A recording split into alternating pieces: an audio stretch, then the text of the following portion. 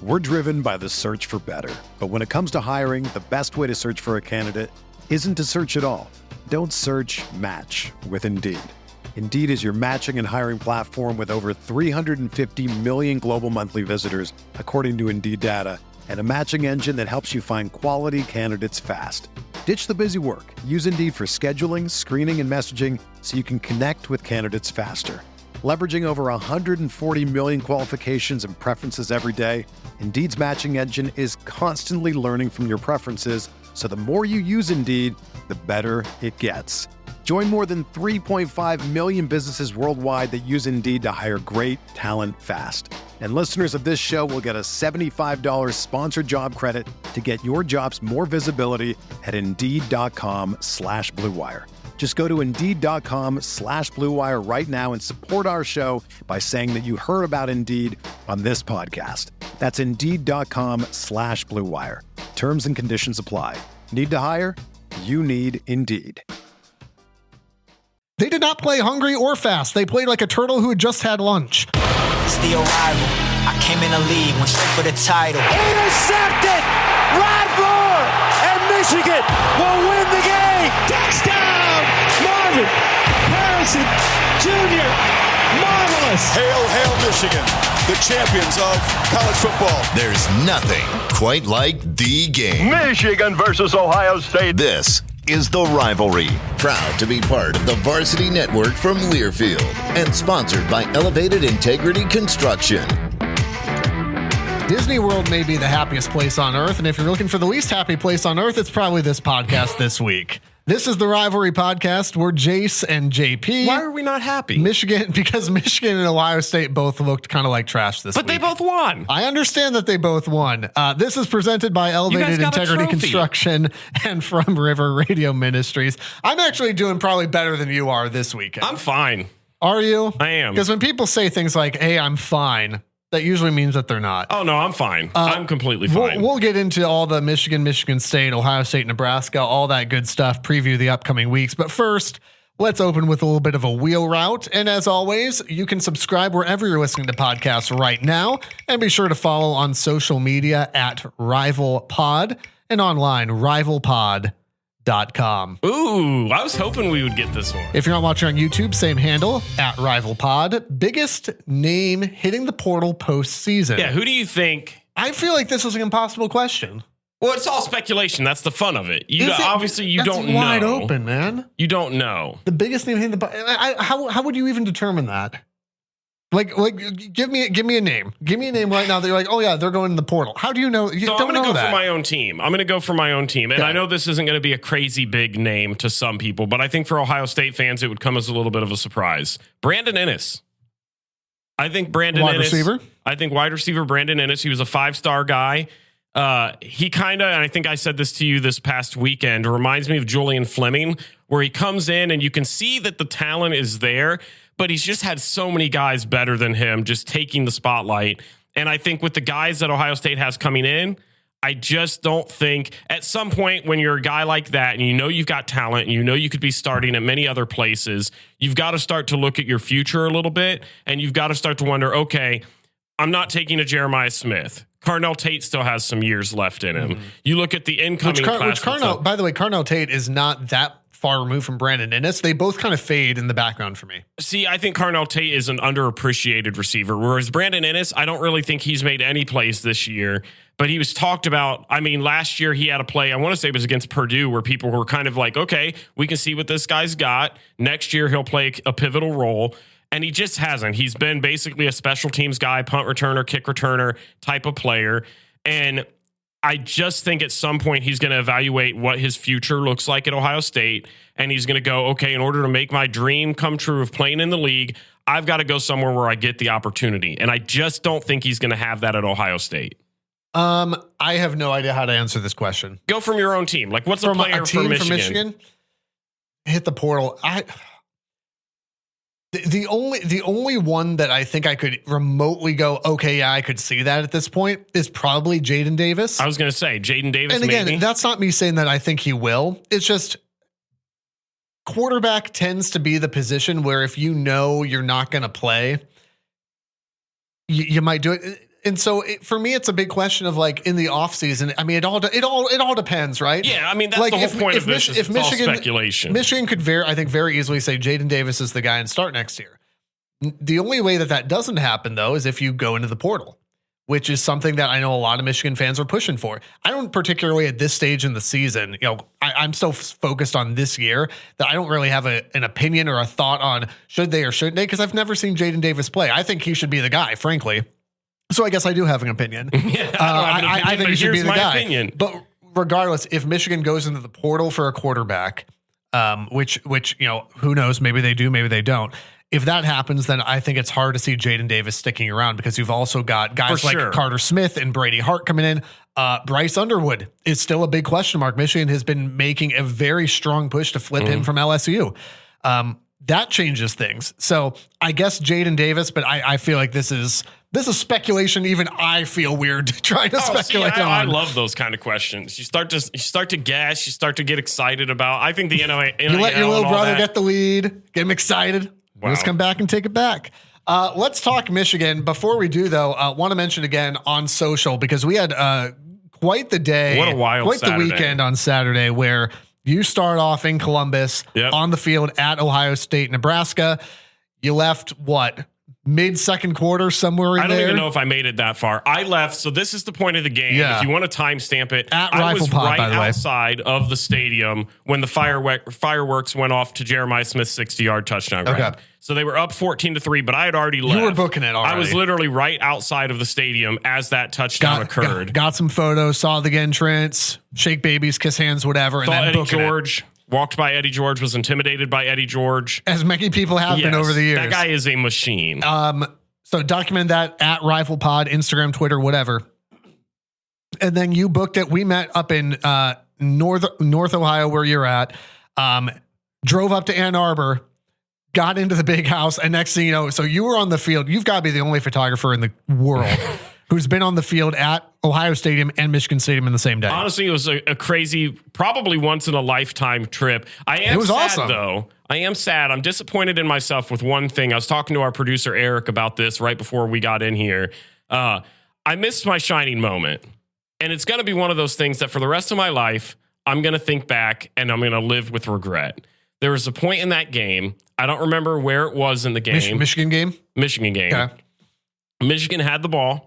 And Davis Warren threw a post route to the outside of the end zone, right where I was at.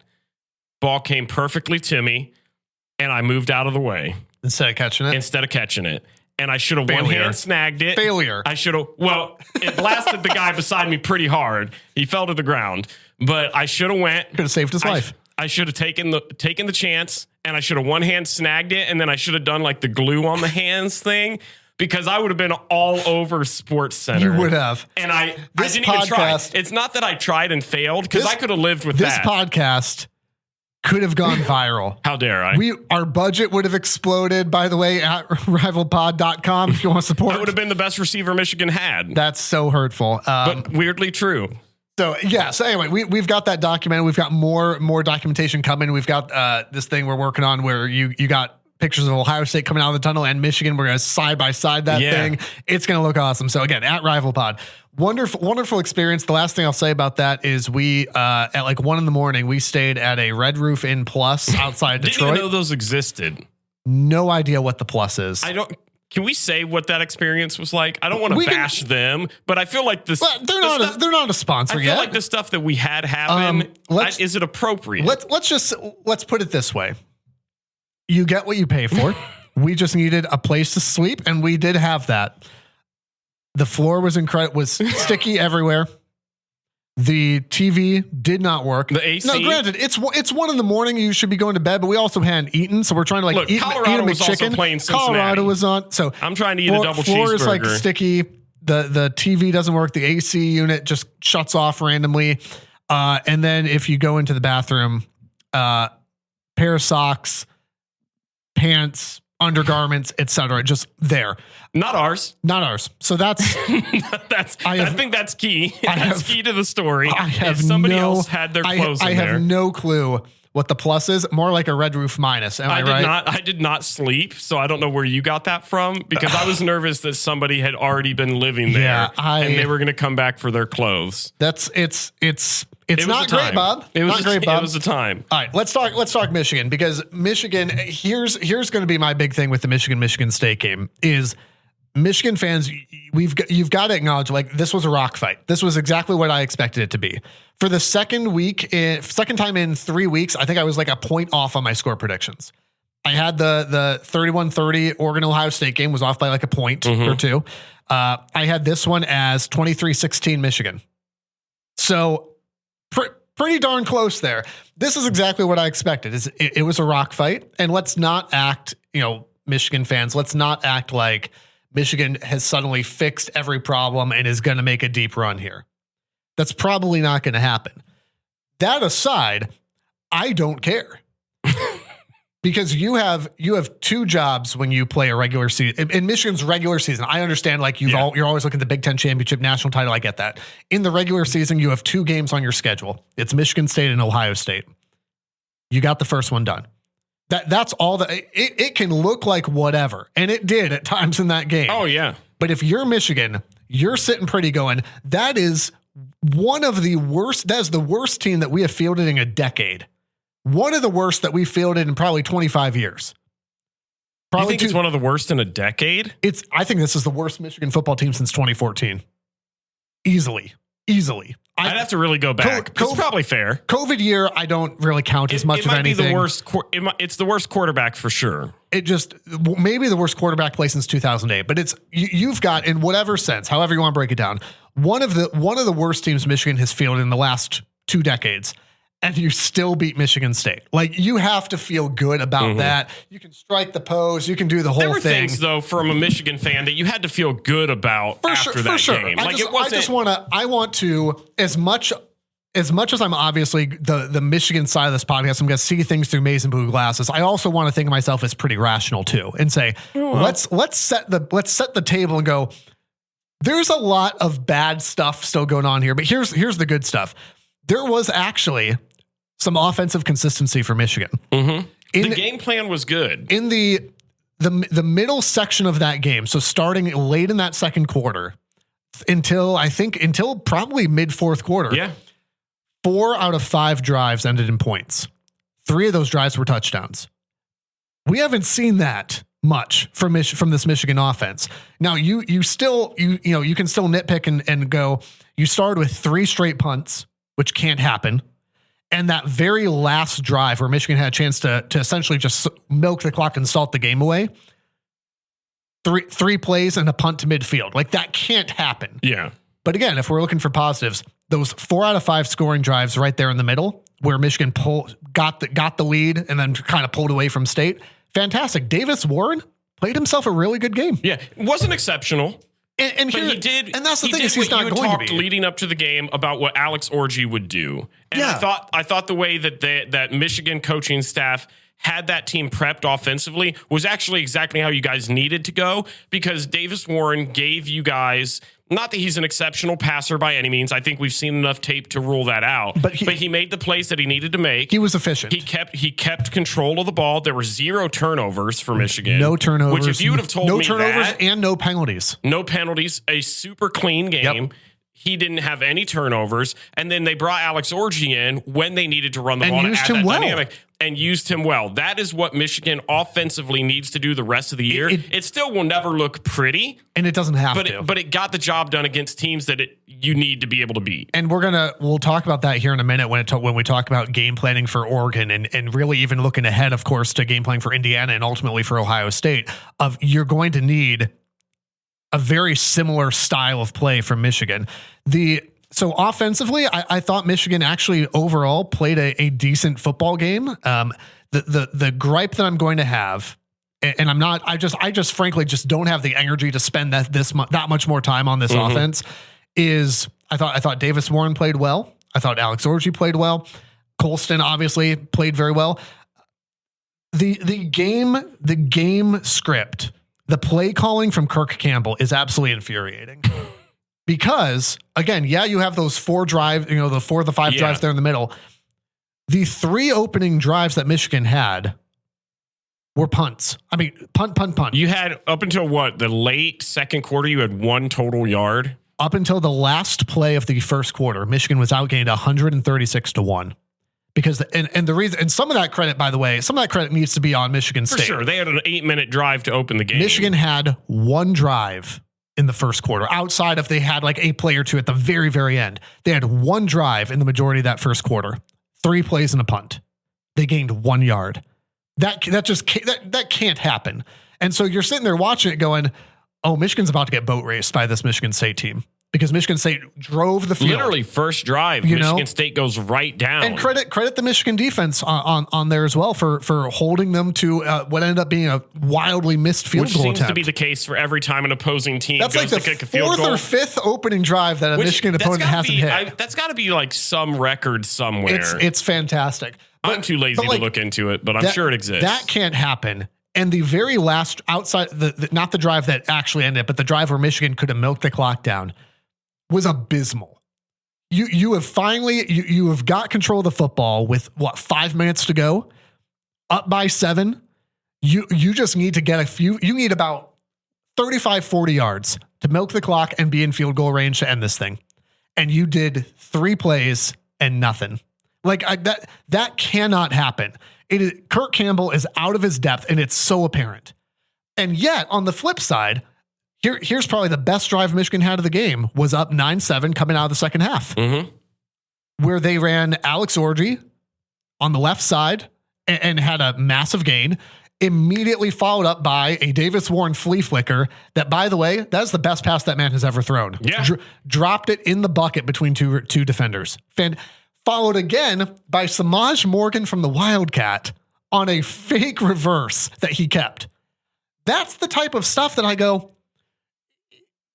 do that, and it's not that it has to be this wild creative thing all the time, but show me something besides Donovan Edwards up the middle. Like, you're going to have to open the playbook a little bit with stuff you can still execute.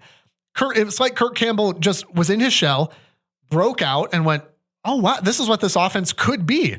And then retreated back in, and it's going to cost them down the stretch. So that's all I'll say about that. The big thing on defense was I thought the defense overall played a good game. They gave up a lot of yards, but again, you saw a lot of bend don't break type stuff from them. The Josiah Stewart strip sack at the end of the first half was phenomenal. Honestly, that was the momentum shift. It absolutely was, because Michigan State's controlled the game, and Davis Warren, to his credit, leads a touchdown drive after the offense had been sputtering. And then instead of just kneeling it out, which again, I'm a big advocate for teams trying to take their shots, especially if you've got Nick Marsh and Aiden Childs, whatever.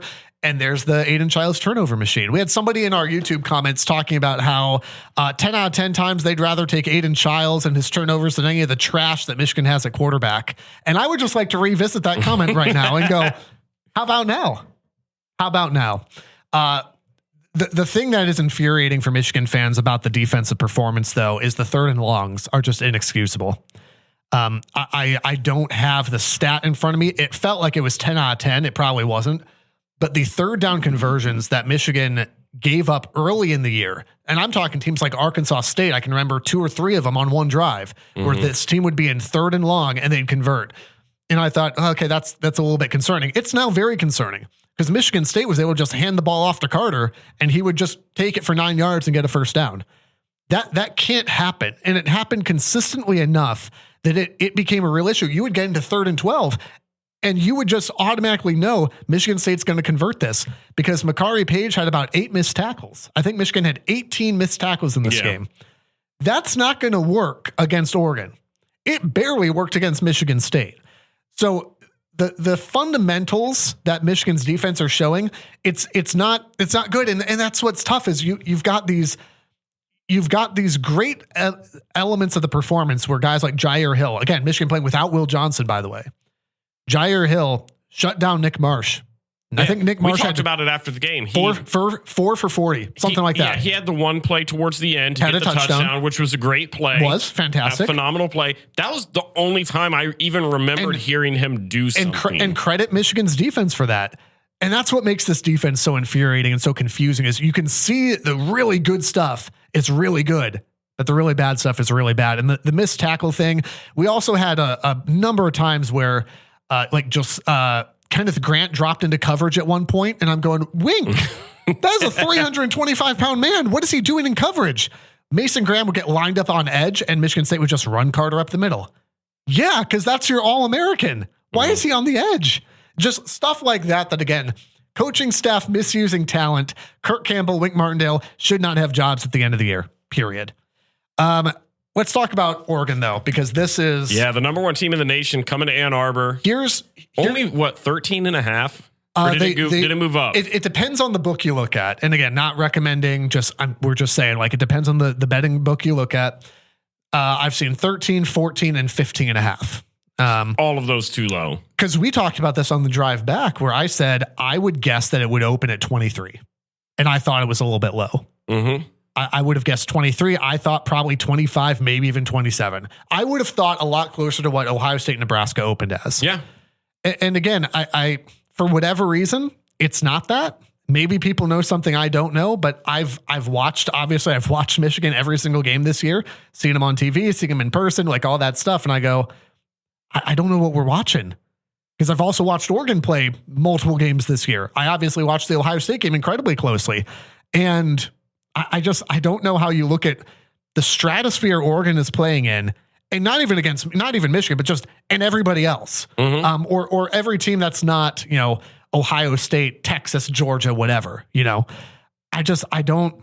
It doesn't matter at the end of the day. But I was surprised by that. 14-point loss from Michigan is a win, right? Here's going to be my big, and this is not going to be a great X's and O's analysis, but I really am going to hang my hat on. This is the big analysis that I want for Michigan on Saturday, because whether it's 15.5 or 25.5, this is what I want for Michigan. This is an opportunity. It's a rare one in college football for you to play with no pressure. There is no pressure on Michigan in this football game. All the pressure is on Oregon. And again, that's a blessing and a curse, right? Because over the last 3-4 years of Michigan football, Michigan has been playing at elite levels of football. They went 41-3 over the last 3 seasons. They've won 3 Big Ten titles. They won a national title. That comes with pressure. When you're not losing, when you're winning football games, you're top tier in the country. Every single game is pressure on you. So it's unenviable in the sense that Michigan is a 5-3 football team, not going to make the playoffs, no postseason, maybe a postseason bowl game or something, whatever. So it's unenviable in that sense, but also it's kind of nice in this sense. You get to play this game incredibly loose. Yep. Because what do you have to lose? This is the number one team in the country coming into your building. That doesn't happen all the time, nor does it happen with you as a massive underdog. Yeah. Now, I want to clarify too, when I say, hey, I want him to play loose, I'm not talking about let's drop Davis Warren back 45 times. This goes back to what we talked about just a few minutes ago, where I want to see, for the love of God, Kirk Campbell be creative, but creative in things that you can actually run. Of a Davis Warren flea flicker, that's creative. It's not insane.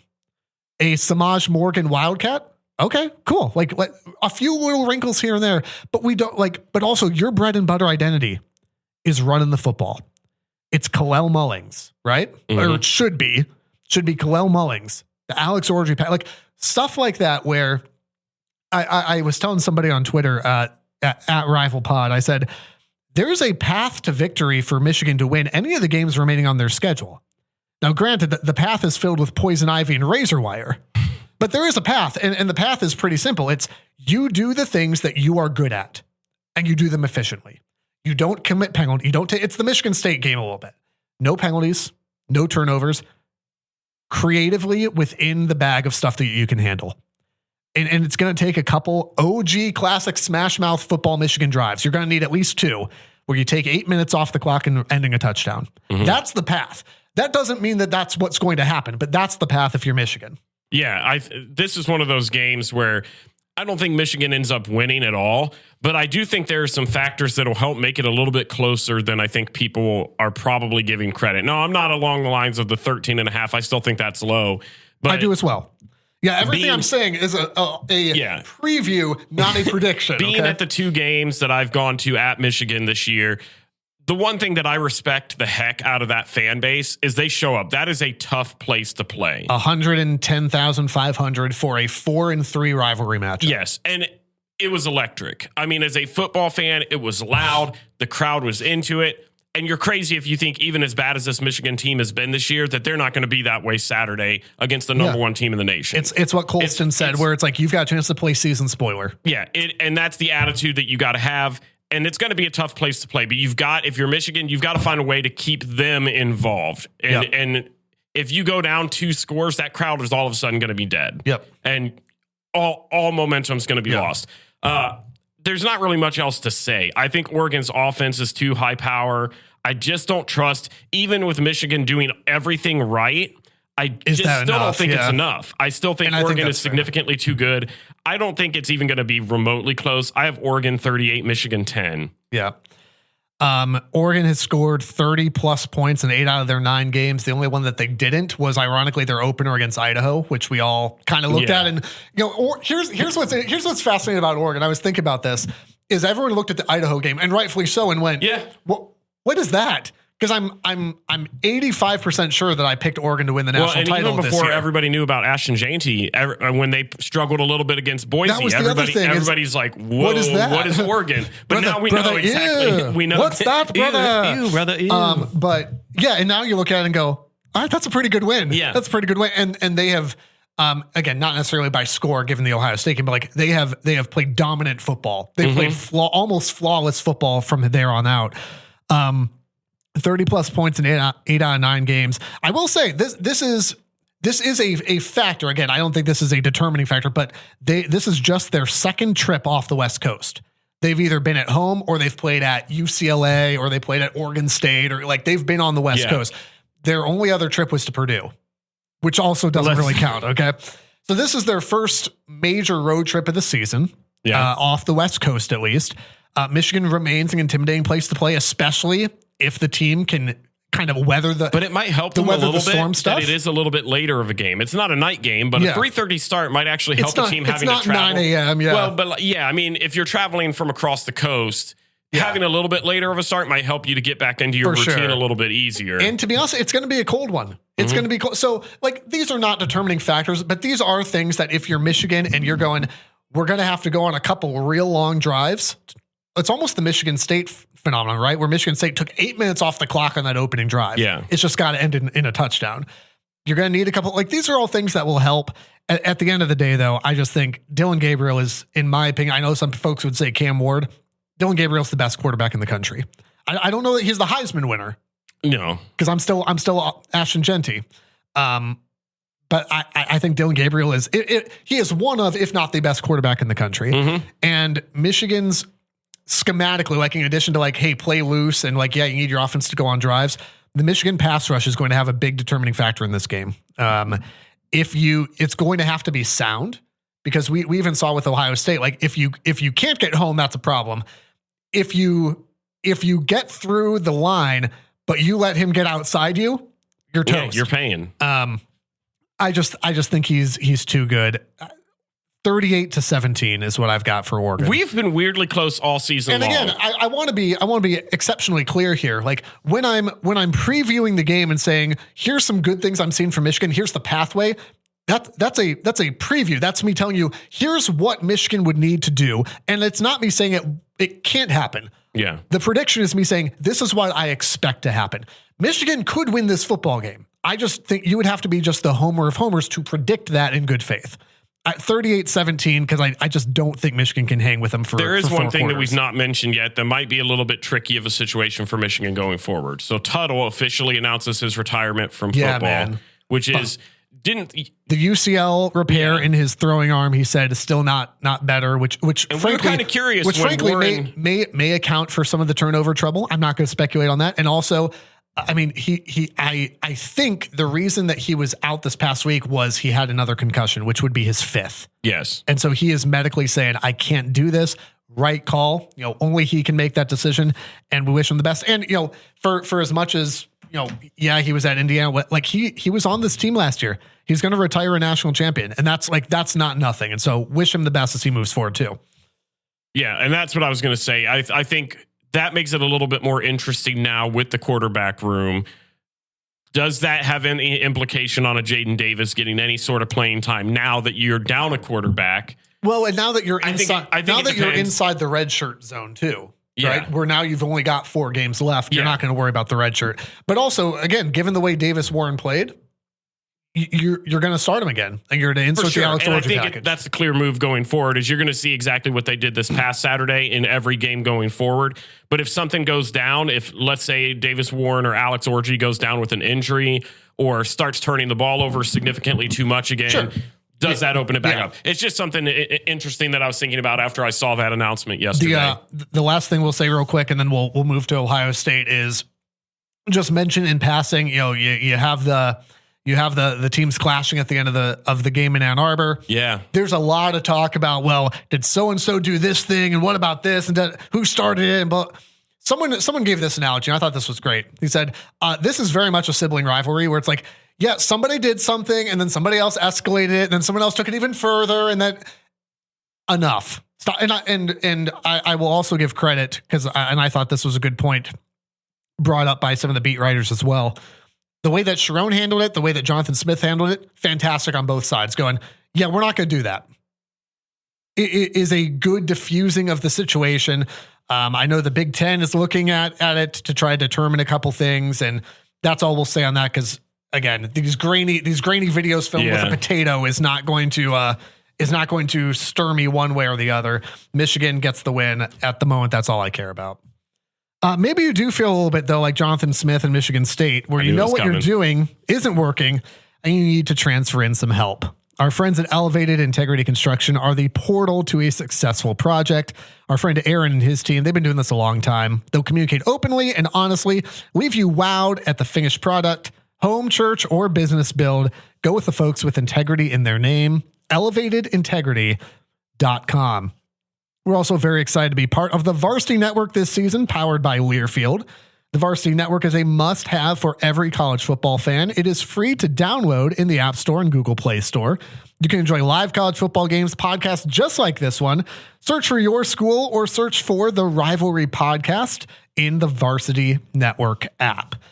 We already mentioned at RivalPod across social media. If you would like to support the podcast, we've got some fantastic shirts at RivalPod.com. I'm wearing one right now. We've got them in both team colors for whatever suits you best. And if you'd like to just give a gift and say, hey, like, appreciate what you guys are doing, want you to have a little bit of extra budget as you head into the postseason, that gives us a lot more opportunity to cover things in the postseason. Mm-hmm. So thank you for considering doing that, either through buying a shirt when you click support at rivalpod.com, or same location, you can do the, it's called Buy Me a Coffee. It's basically just, hey, I want to throw $5, $10, $50 your way. Yeah. Same location, rivalpod.com. And we really do appreciate all of your support. There's a missed chance on that sponsor read there to throw some shots at Aiden Childs. I'm a little disappointed in you.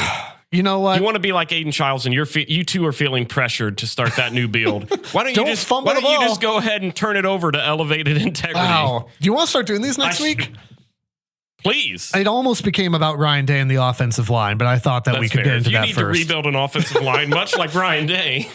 Go with people who know how to build something. Who know how to build an offensive line. So, yeah, talk to me about. Let's talk about Ohio State, Nebraska. Speaking of 25-point spreads that did not go the way they were supposed to. I think it's one of those things. It's easy to overreact, and I think it's rightful to kind of open your eyes a little bit and see the tape, the caution tape. But there were so many Buckeye fans that were just giving up already, and I hate that side of the fan base where it's the second something doesn't become a blowout, the panic button sets in and it's just irrational. And I also hate the other side that disregards it completely. Like, hey, we got to win. And I think it's both can be true. You've got to meet in the middle when it comes to games like these. A win is a win is a win. You came out of the game. Yeah. End of the day, yes. End of the day, you got to win. The negative is you saw some flaws. That offensive line, if you play like that against a Penn State, honestly, even a Michigan, Indiana, Because for whatever else, and this, I won't turn this back to Michigan, but like for whatever else Michigan doesn't have, what they do have is a darn good defensive line. And I saw people that were ripping Will Howard this past weekend. He had the one bad interception, but he just didn't have time. Yeah, and that's not a quarterback issue. That's not his fault. I agree. And so ripping on Will Howard it's not his fault. The run game, what are they supposed to do when they're not getting blocking? Holes aren't opening. You can only do so much. The defense, people wanted to rip, other than Davis and Igbinosun, who had some really bad PI calls. Goodness gracious. Not that they were bad calls from the officials. He was absolutely he was penalized. It was either back-to-back plays or the same drive. It was the same drive where he had 2 or 3 pass interference calls. That simply can't happen. Because what happens then? You become the target. 100%. It's the same thing you saw Oregon and Denzel Burke. Yep. And I think that's my biggest concern going forward is I thought the defense is what was kind of talked about all offseason as being the experienced bunch. They're the ones that I have the biggest question mark going into, not even necessarily the offensive line. But I will say this game specifically, while I didn't love seeing that and I didn't like seeing Denzel Burke against Oregon getting burnt, the defense was really the only reason that this team was in this game. The offense wasn't able to move the ball. I left the stadium to get ready to head to Michigan when it was 14-3. Jeremiah Smith had just caught a 60-yard bomb. And so I left after that. And the defense is really it was that bend not break mentality where the stuff at the goal line, stuff at the goal line, half yard line. I mean that, and again, it's hard to project because if he gets in, the whole dynamic of that game changes. So I even hesitate to say, well, look what would have happened if. But there's obviously a sense in which you look at that and go, if he gets in there, I mean, there was a point where. Frankly, there was a point in that game late where Ohio State was fortunate to not be down by 2 scores. Yes. Well, and then you look at this game too, and there's so many different angles you could choose to talk about. So we obviously talked about the offensive line. That needs to be corrected. You were at the end of the game. You were on your 3rd string tackle. So let me ask this, and I'm genuinely asking this. How do you fix that? Because to me, at some point, that's just a depth issue. I mean, and I think that's what it is. Zen Michalski, whether he's, I don't know his injury status. Maybe you do, but Michalski is not the answer either way. No. So you are now going down to, you're going to Luke Montgomery, or you're moving a defensive end around, I mean, whatever hodgepodge you string together has got to be a concern with, you're about to see Abdul Carter coming off the edge. You're about to see Mason Graham and Kenneth Grant and, Josiah Stewart. That's an issue because of all the things you said where Will Howard played again. Will Howard's frankly, Will Howard's been playing better than I gave him credit for. Will Howard is a good enough quarterback to win you a championship. If he has time. If he's got time. But I think that's true for any quarterback. 64. And again, I agree that offensive line is the issue.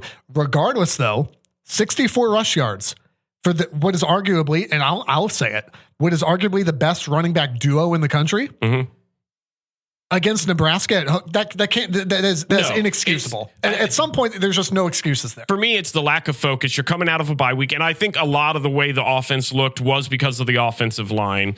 But I think there were other things about that game that I wanted to hit on as well. I think, and we've talked about it, and I'm not going to turn this into a let's rip Ryan Day fest, but I do think. Are you sure? Because we could. We have a few things. I'm sure you're ready. And I've had plenty of moments on this show where I've questioned moments of his career, but he almost had another one on Saturday that would have cost him his job. Yep. The end, it was in the 4th quarter.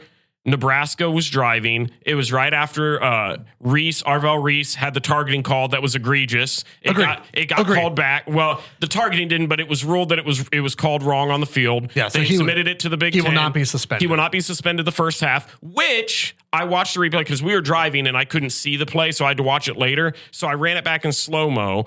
What they ended up ruling on the field was that it was targeting. The targeting ruled was what caused the fumble. They tried to say he was down. If you watch that replay, he's not down. He's not down. If that play gets called the correct way, it's a fumble. Ohio State gets the ball. They win this game a little bit cleaner, and nobody's really discussing this. But that, to me, was a pivotal call that could have cost Ohio State this game. Yeah. That's not even the main point. Yeah. The point is, can't end up in that situation. After that happens, Ryan Day gets upset, bumps into a ref, throws his headset at the ground, picks up an additional 15 yards on top of it in a moment where you couldn't give up another 5. Yeah. And you give up another 15 and put your team in a deeper hole. There are moments like that in Ryan Day's career where I look at him and I go, those are the things that are going to cost us another championship. And I will hang my hat, and you can call me a sore loser. You can say whatever you want. I don't really care. I look back at the Georgia game. Ryan Day cost us a championship that year. Yes. I think if you have a coach that's a little bit more aggressive, a little bit more experienced, a little bit cooler head, Ohio State wins the championship that year, and it's not even a question. Well, we beat Georgia. I mean, you're up by 2 scores with the ball at some point. And you can live in the past, whatever. I don't want to dwell on it too much. But the past is the present is the future for this team. I stand on that opinion that I truthfully believe Ohio State is the reason, or Ryan Day is the reason Ohio State didn't win a championship that year. And then you look at it this year, and I go, okay, this next weekend is Ryan Day and Ohio State's job on the line, and that's going to sound obvious, but you look at Penn State and you go, okay, outside of the Ohio State game, their schedule's easy. If they beat Ohio State, they're going to win out. Yeah, they beat USC on the road, which was a good win. I get USC is USC. Beating USC on the road was a good win for Penn State coming back. And you're right, they have got nothing else. They don't, given the year that they're having, I get it. They don't play Michigan this year. Nope. So you have 2 big games, and you're about to play it, and you get it at home. And then the next one that Ohio State has is against an Indiana team who's looked darn good. And so you look at this, and you go, Curtis Rourke, by the way, likely to be back or potentially back this week. Yeah. If he's not, he'll be back for the Michigan game. We'll certainly be back by the time Ohio State comes. And I think, honestly, if Ohio State drops this game to Penn State, it doesn't even matter, because at that point, Oregon's going to win out. They don't have a tough schedule at all. Penn State's going with them. Penn State's going to go with them. There's your Big Ten championship. Ohio State doesn't make the playoffs without a Big Ten championship. See, I think there's a number of other factors there. Here's the biggest thing that you would miss out on, besides obviously winning the Big Ten championship, is Oregon Penn State sets up really nicely for Oregon to, let's say, I would assume Oregon would win that game. Oregon to be the 1 seed. And Penn State has a really good shot at that 5 spot. And that's what everybody's aiming for. Which that 5 spot, and again, playoff game is a playoff game. That 5 spot would get the 12 seed. And then they'd get to go play probably like BYU or Iowa State. Would much rather see that than Georgia or Texas or whoever else. And Ohio State then would be forced, if they did make the playoff, which they still could, their strength of schedule is going to hurt them because you've played 2 big games and lost them. If you get in, you're getting in as 10, 11. It doesn't feel good. You're going to Tennessee. You're going to and I don't think Alabama, whatever. I don't think it happens. I think if Ohio State loses, I just don't see the way the committee puts them in. But if you're looking at Nebraska, because I want to go back and spend a little bit more time on that. So you're looking at Nebraska.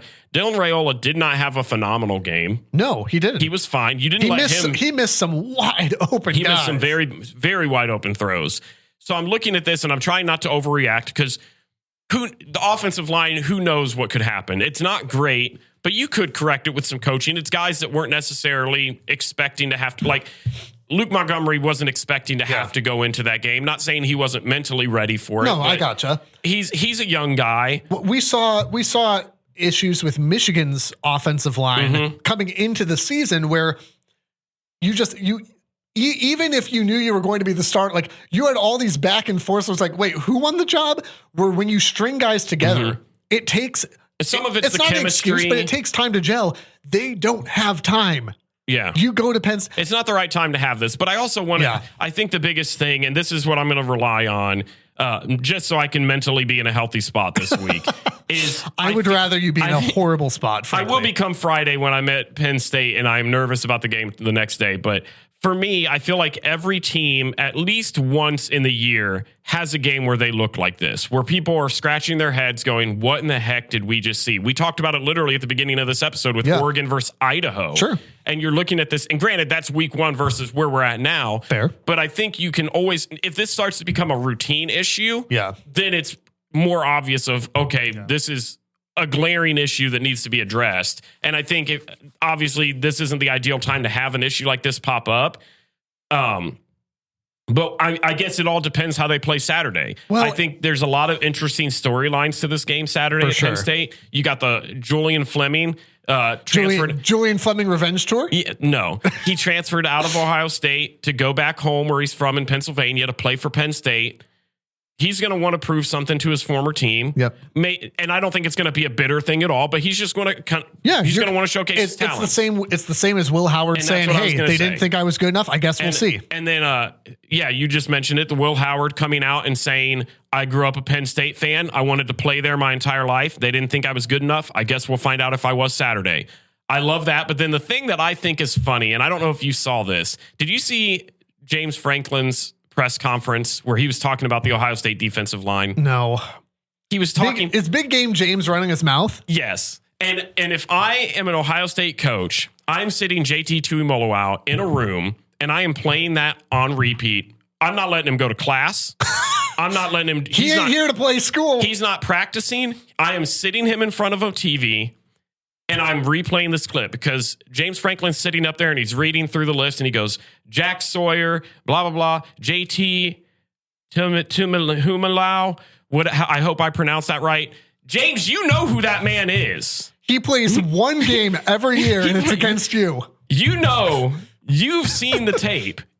You're going to sit there and act like you don't know. That's the good news for Ohio State is JT's going to have his annual Penn State game and then slink back into the shadows. I just think, and there were people defending it where they were going, you think, why does he need to know his name? He's the head coach, and that guy has been Penn State's biggest problem. You should know his name. Big Game James. Here's what I'll say, though. Bulletin board material. Here's what I'll say, though. And actually, like, that leads right into it. Like, the bulletin board material thing, like, here is my genuine angsty question for Ohio State fans. It's not even for you. It's just in general. Are you not tired of Ohio State and their staff running their mouth and trying to find bulletin board material or try and put here? Are you talking about what Will Howard said? Not even what Will said. Ohio State for years now have been the kings of running their mouth and winning nothing.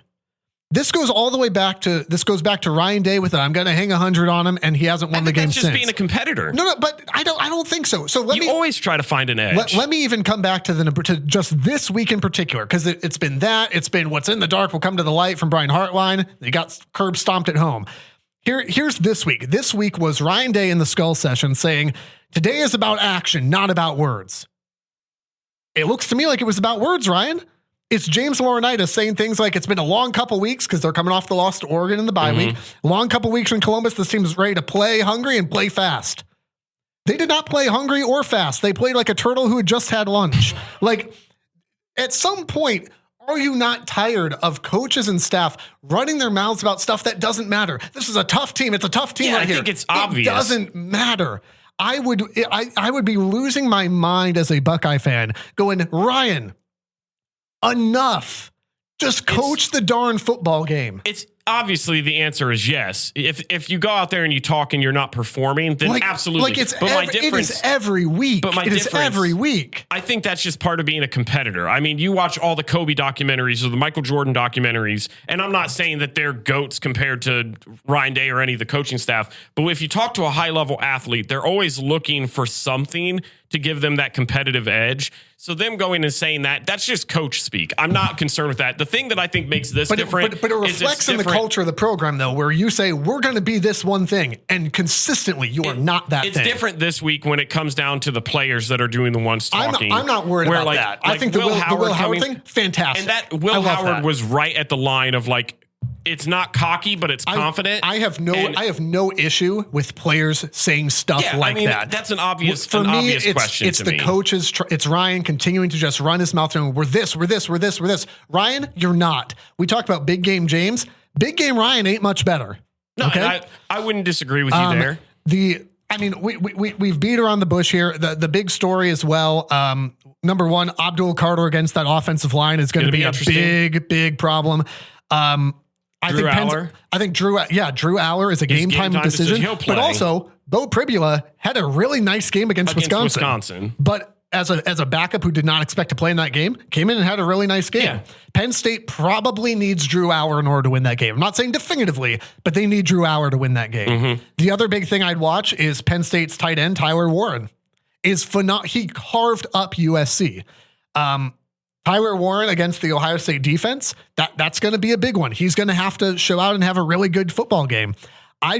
For me, the offensive line issue for Ohio State is an issue we've known about for a calendar year now that was not really addressed in the portal. They got Seth McLaughlin. That's fine. But, he's been great. But the rest of this issue was not really addressed in the portal. They are now down a starter. I guess technically now even down a backup. Potentially. I don't know the status of I don't think this MacGyvered offensive line can hold up against Penn State. Give me Penn State 23-21. I just don't see it. We are pretty close. My prediction, Ohio State 27, Penn State 21. I know Drew Allar, he does this every single year, and I'm not going to rip into him because I am very superstitious when it comes to this. But he has these games in the regular season against teams that he should, where he plays well. And then when he gets into big games, he just doesn't perform the same. And you can throw back to USC this year. USC is not the USC that we all know it from the past. For sure. They're for sure. A average Big Ten team. And he played all right. He played well. Drew Allar played fantastic. He played well. The rest of the team, they started very slow. He played well. But to me, until he does that against, even if he did it against a Michigan this year, which you won't have the chance, I still, because of who Michigan has been this year, it wouldn't hold the same weight. If he goes out there and plays against an Oregon or an Ohio State and really balls out, then I'll start to become a Drew Allar believer. There's a reality where Michigan and Ohio State, it's kind of the arm wrestling or kind of the fist meme, where they're just it's being Penn State's kryptonite.